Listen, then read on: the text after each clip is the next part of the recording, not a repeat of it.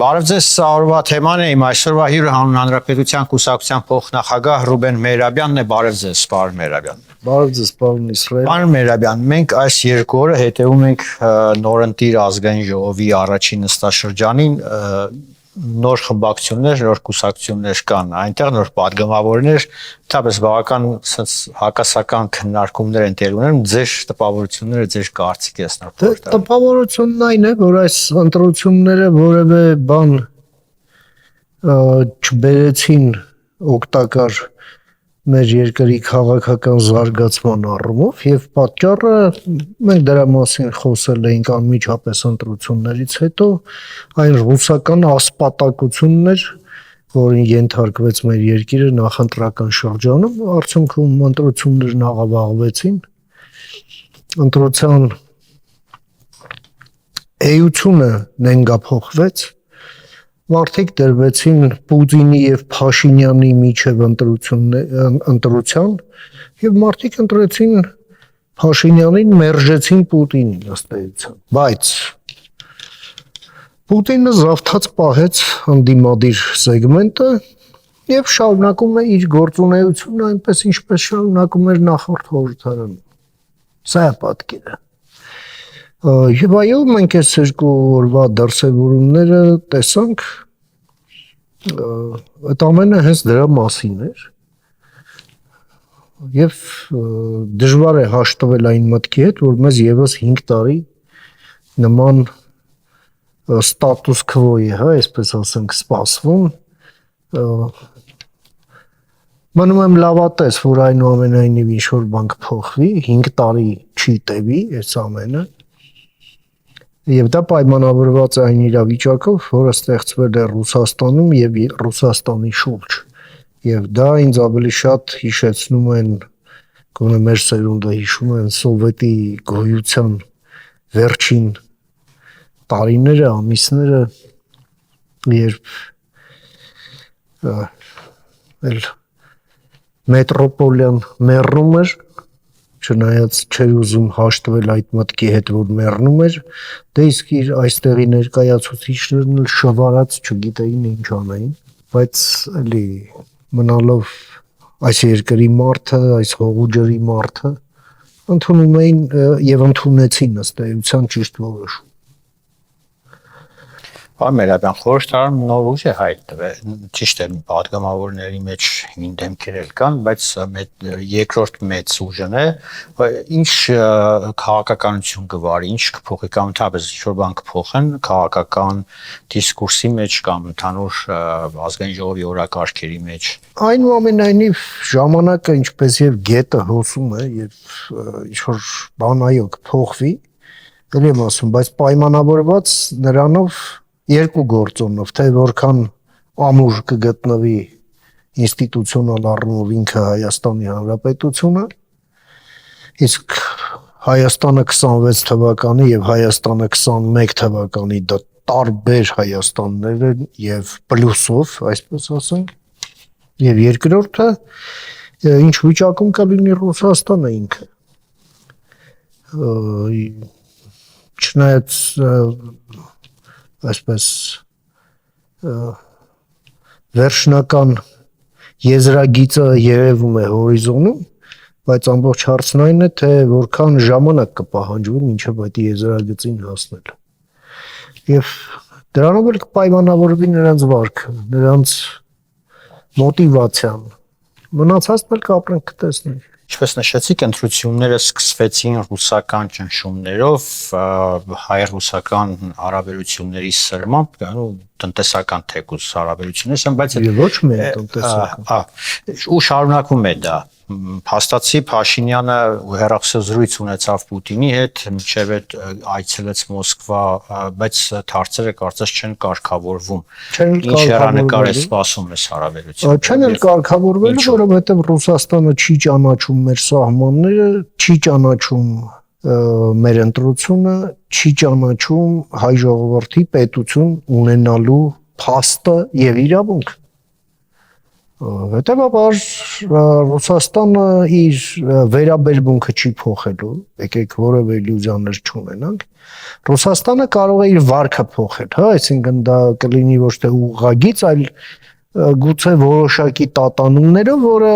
մեծ հաշվով նույն առանցքի շուրջն է։ Առանցք, որը ես արդեն նշեցի։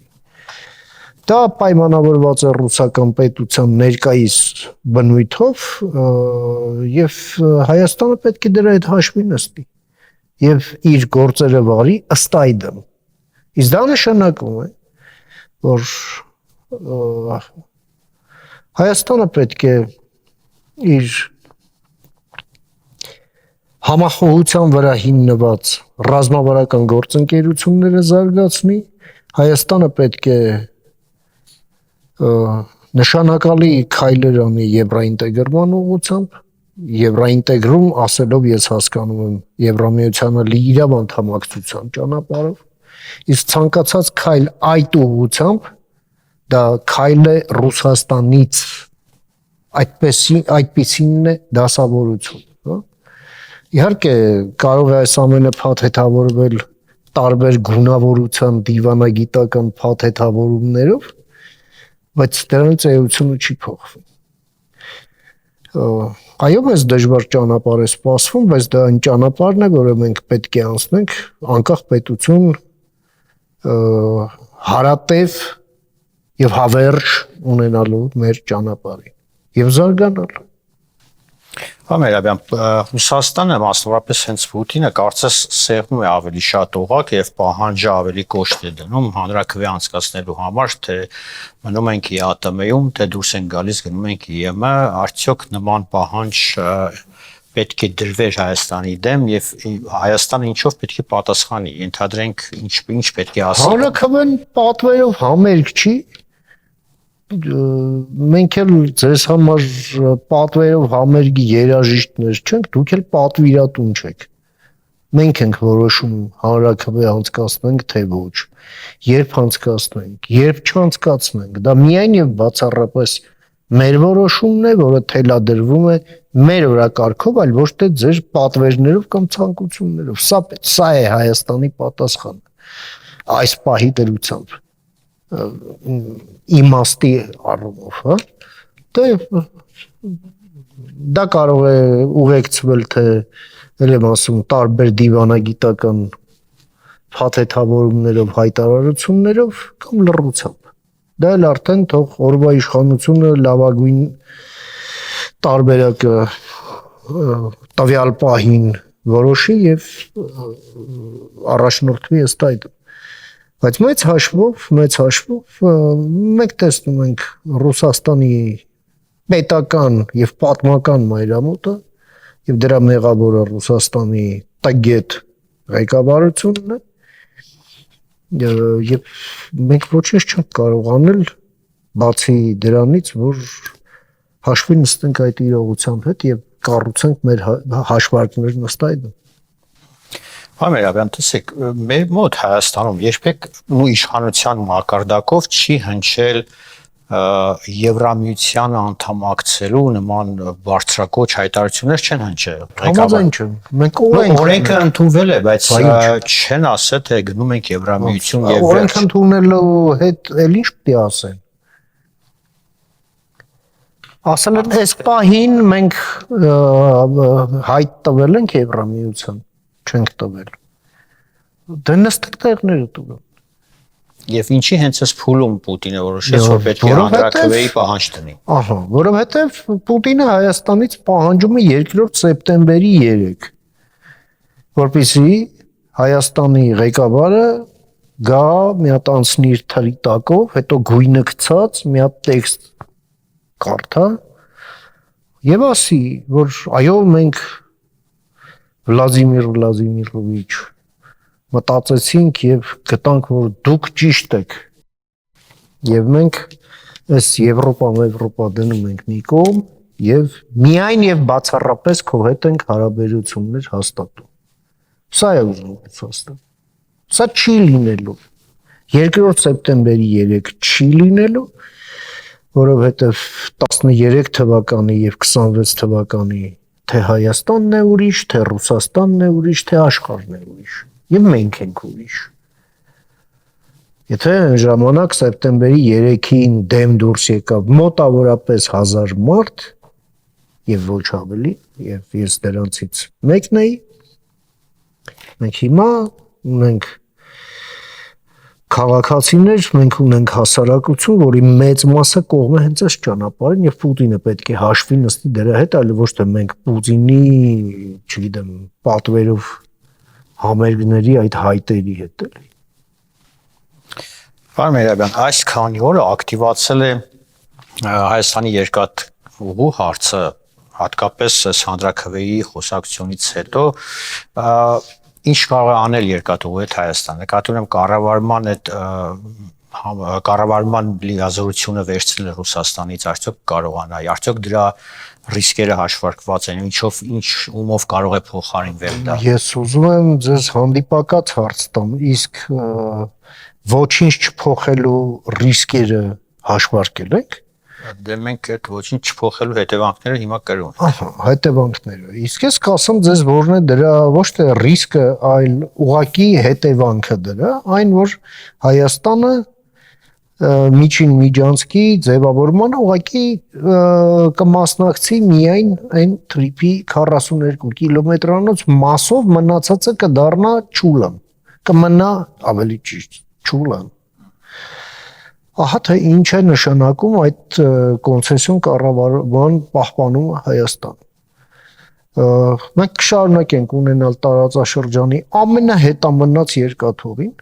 որն էլ ինչ որ ժամանակ անց այլևս չի աշխատի։ Ուղղակի չի աշխատի։ Կապակցված չլինելով մեր հարևանների հետ։ Այդ կապակցումը մենք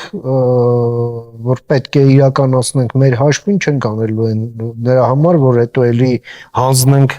որ RЖD-ն այս իր բարձր հովանու ներքո ընդունի այդ հատվածներն էլ կոնցեսիոն կառավարում։ Հայաստանը պետք է խզի այդ կոնցեսիոն հարաբերությունները RЖD-ի հետ, որովհետև դրանք ոչ միայն անհեռանկարային են, այլ թուլացնում են Հայաստանի դիրքերը մեր տարածաշրջանում, գցում են Հայաստանի մրցունակությունը, իսկ մեր տարածաշրջանում այո, ավարտվել է կոնֆլիկտների ժամանակաշրջանը, բայց մենք մտնում ենք մրցակցության փուլ եւ այդտեղ Հայաստանը պետք է շահեկան դիրք ապահովի իր համար եւ այդ խաղաղության խաչմերուկ կառուցելու համար այստեղ չպետք է լինի ռուսական որևէ ներկայություն, ոչ ուժային, ոնց որ սահմանապահներն են կամ բազաները, ոչ էլ կորպորատիվ, որովհետև դա Հայաստանին դարձնում է տոքսիկ իր գործընկերների հետ հարաբերություններում։ Այդ դրա համար էլ այդ այսպես ասենք գործոնների հավաքականությունը մեզ բերում է այն անայլընտրանք որոշման, որ այս կոնցեսիան պետք է խզվի։ Ինչ ձևով սա արդեն թող կառավարությունը լավագույն տարբերակը գտնի իրավաբանների հետ խորհրդակցելով, որովհետև մենք տեսնում ենք, որ եթե վարչապետը արբիտրաժի անուն է տալիս այս համատեքստում, որ մենք տեսնում ենք, որ հակառակ կողմը այո միտված է Հայաստանին քաշտել դատարաններով։ Եվ մենք այո պետք է պատրաստ լինենք եւ մեր այդ որոշումը պետք է լինի ռիսկայնության առումով ամենաապահովը, հա, որ նման հնարավորություն մենք չտանք։ Ահա եւ լուծում չկա ուրիշ տարբերակ։ Պարոն Մերաբյան, երբ Հայաստանի հանդեպ սահմանվեցին այդ սահմանափակումները, հատկապես տնտեսական եւ գյուղատնտեսական ապրանքների, Եվրամիությունը որոշակի աջակցություն խոստացավ, նաեւ իրականացրեց ֆինանսական առումով, արդյոք բավարար համարում եք Եվրամիության աջակցությունը ընդհանուր Հայաստանի քաղաքականությանը, նկատի ունեմ այս Ռուսաստանի այդ խնդիրների հարցում։ Տեսեք, Եվրամիությունն ընդունել էր կարճաժամկետ որոշումներ, այդ կարճաժամկետ ուրեմն վնասները մեղմելու համար։ Եվ նաև որոշակի առումով միջնաժամկետ որոշումներ է ընդունել ժամանակավոր Հայաստանին հնարավորություն տալով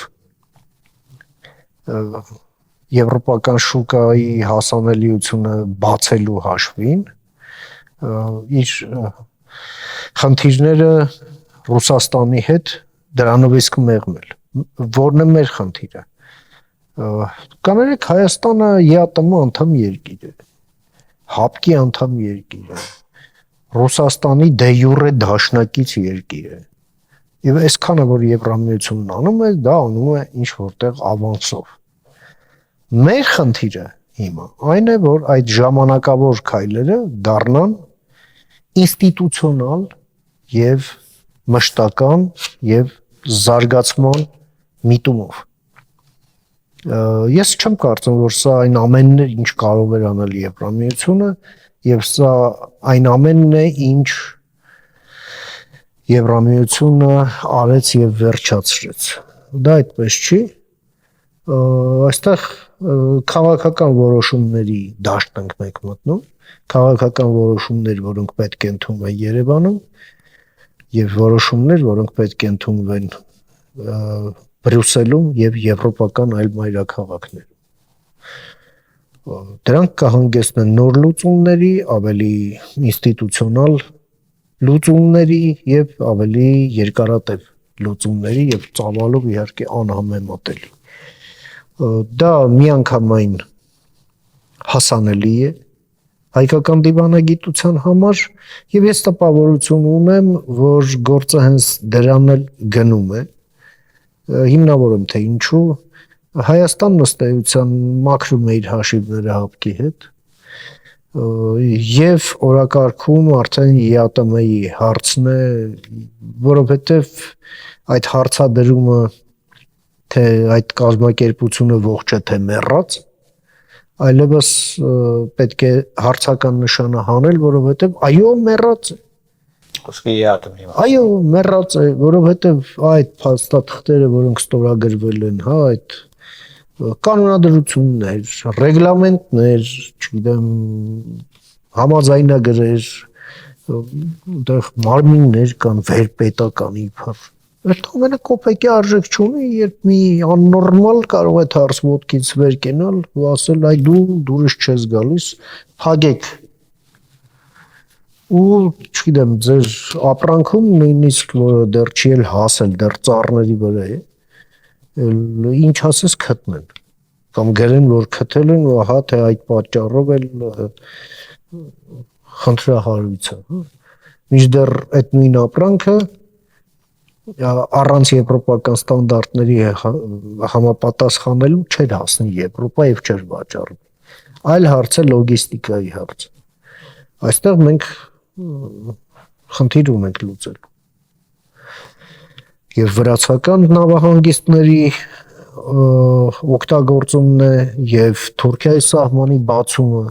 կամ տրանզիտի ապահովումը։ Չէ ցկցկում սահմանի բացումը։ Որովհետեւ Ադրբեջանն արգելակում է։ Որովհետեւ Ադրբեջանն ուզում է մինչև վերջ քերել այն ամենը, ինչ հնարավոր է քերել։ Իսկ սահմանադրության հարցն որպես պատրվակ է օգտագործում։ Եվ այստեղ ես կարծում եմ, որ Հայաստանի հայկական դիվանագիտությունը հավելյալ ջանքեր պետք է գործադրի մեր արևմտյան գործընկերների հետ, արագացնի իր տնային աշխատանքը, հա, կապված այդ փոխկապակցվածության ձևավորման հետ։ Հասկանում եք, մեր տարածաշրջանում մի մթնոլորտ է, երբ տրիպի մասին խոսում ենք միայն ապառնի ժամանակով եւ այլ հարցեր գետնի վրա արդեն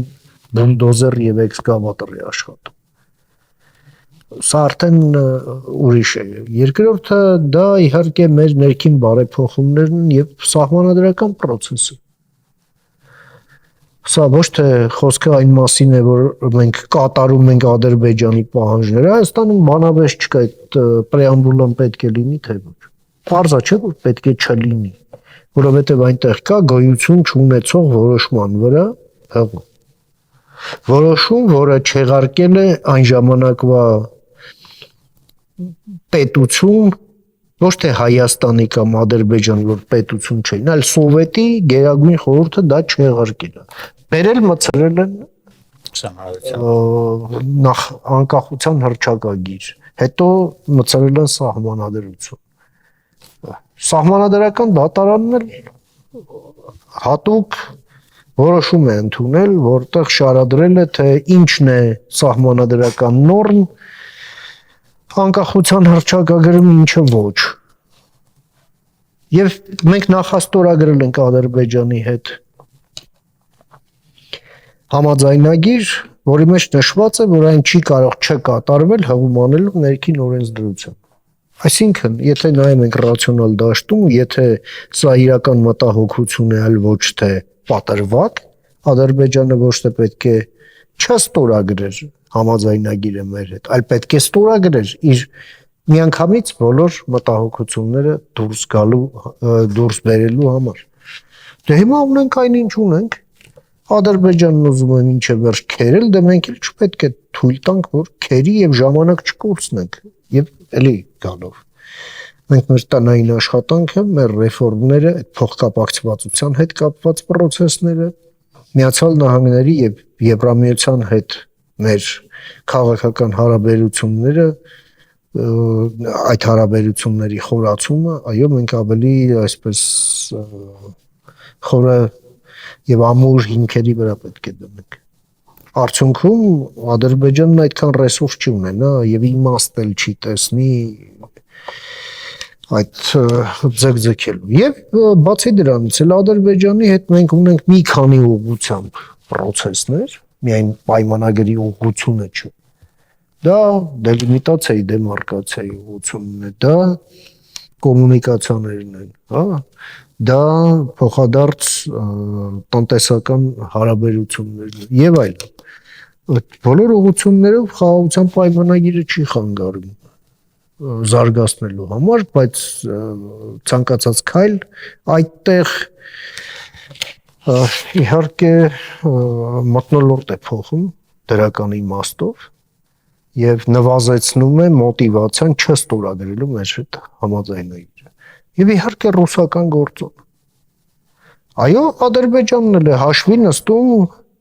այն իրողությունների հետ, որ կա Հայաստանում, ստորագրելը դա նշանակում է թաղել 9-րդ կետը Ռուսաստանի հետ։ Ադրբեջանն իր ձեռքով ասում է ես ինչի անեմ, գնա դու արա։ Սահմանապահները այնտեղ շարունակում են կանգնած մնալ, թեկուզ եւ արդեն խառակազմով, հա, համատեղ, բայց մնում են։ Եվ հազարով մի նման հարցեր, մենք պետք է երկիրը մաքրենք աղբից։ Ես բազմիցս ասել եմ ձեզ մոտ էլ պետք է կրկնեմ, Հայաստանում երկու բան ֆունդամենտալ պետք է արվի եւ դա էապես կհեշտացնի Հայաստանի քաղաքական անելիքը, դա ռուսական ներկայության լիկվիդացումն է ամբողջությամբ եւ ռուսական կուսակցության լիկվիդացումն է ամբողջությամբ։ Եվ այդ process-ները պետք է տարվեն զուգահեռ։ Եվ մենք դրանով գալիս ենք նրան, ինչից սկսեցինք մեր խոսակցությունը։ Շնորհակալություն։ Ես եմ շնորհակալ։ Սա օրվա թեման էր, իմ զրուցակիցը Հանուն Հանրապետության կուսակցության փոխնախագահ Ռուբեն Մեհրաբյանն էր, կհանդիպենք առայժմ։